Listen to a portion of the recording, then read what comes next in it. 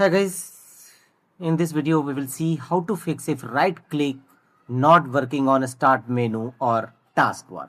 If you try to right click on a start button in taskbar and if it's not working, then here are the fixes. And the first workaround is restart your Windows Explorer. Right click on a start button and choose task manager. Here from the left side, go to task manager, go to process,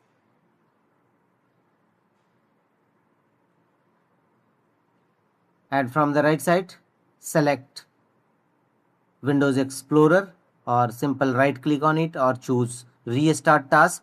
Otherwise select it and from the top right corner choose restart task. So it's like fluctuating, so wait, click on Windows Explorer or simply type in search field and choose type Windows Explorer, and if find out, simply select it and choose restart task.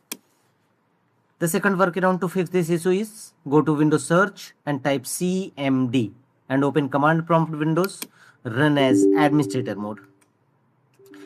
In command prompt Windows, execute the command sfc scan now.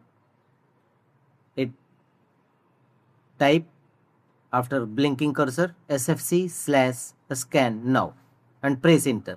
It will scan your system for any corrupted files and repair them accordingly. Wait till 100% verification complete.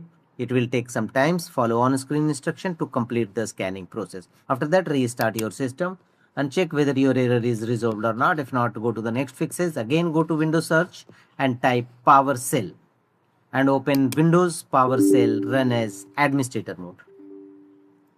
And in Windows PowerShell, execute the command as shown on screen,